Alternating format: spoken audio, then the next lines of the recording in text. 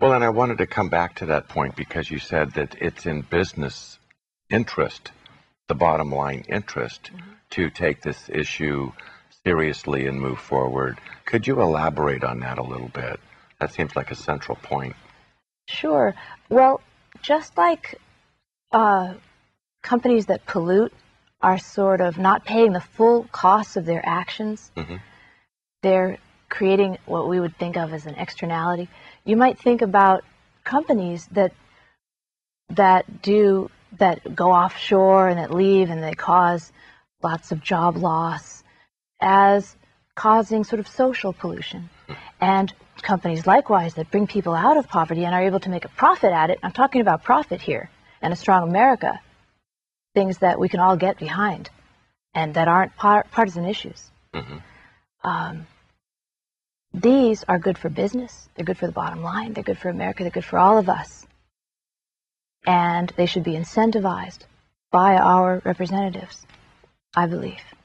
Well, that leads to my other question.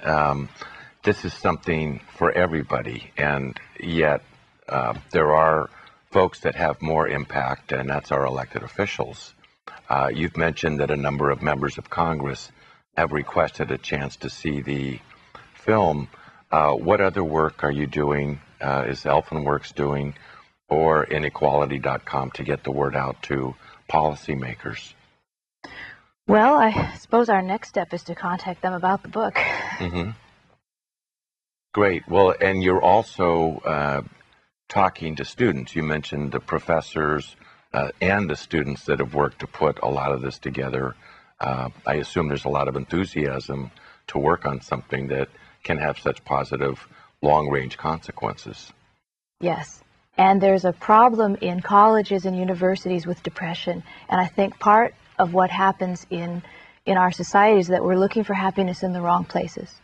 And if you start looking for happiness only in the external, buy yourself one more thing, you're not going to actually find it. But when you get aligned with something, a cause, making things better, somehow, you're going to end up actually making yourself feel better. And so it's in your self-interest, too, in another way, in that not only are you going to make the country feel better, you're going to make the country, raise the country up, but you're going to make yourself actually feel better. And so students are going to actually get a lot out of it in a number of different ways. You've mentioned this in terms of the United States, but you've also mentioned your personal travels as a young woman to India and all that. Do you see this applicable at a larger level?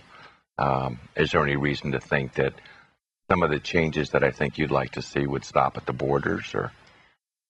Well, I think that we as Americans are some of the most generous people on the face of the earth. And so I think when we get our own house in order a little bit, we can certainly, we're still going to always be generous to the rest of the whole country, but to the rest of the world.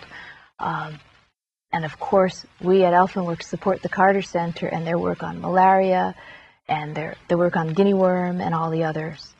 And I'm not saying don't pay attention to international poverty. I'm just saying that there is a problem at home as well, where among industrialized nations, we have the largest relative poverty of all industrialized nations except Mexico. And it's something that people don't actually think about. And so I don't see it as being an either or. I see it as being kind of an and. Why don't we, there's enough food to go around. There's enough food for all of us if we, just like that Harvard study, if we think more intelligently, if we fight, as David Grusky would say, a smart new war on poverty. Because we haven't always been so smart on the ways in which we've gone about things. But we've got the new techniques, new metrics, new methods. And I think that if we can get behind it, maybe we can really do something this time. Well, your discussion about how to fight this major battle with measurements in place so that people can see outcomes and success, I think that's something that can allow people to move forward saying, yes, I know I can make a difference. Yes. and it'll feel, and it's in all of our interests for ourselves and for our kids. I know I wrote this book for my kids, for Morgan and Alex, and for all of our kids at Elfenworks, and everyone's kids, yours, mine, everyone here at the studio, and everyone watching. Yeah. Well, it leads me to ask, how can people get hold of you or Elfenworks? Is there a phone number and a website that you could share with us? Sure. Our number is 650-347-9700, and our website is www.elfenworks.org. And it's that simple. It's that simple. I've been there, and there's a beautiful elf whose wings flap when you run the cursor over it. That's sweet. That's fun. Right now, yeah, we try, and you never know. We change things around once in a while, so you never know what you're going to see when you log on. So we change it.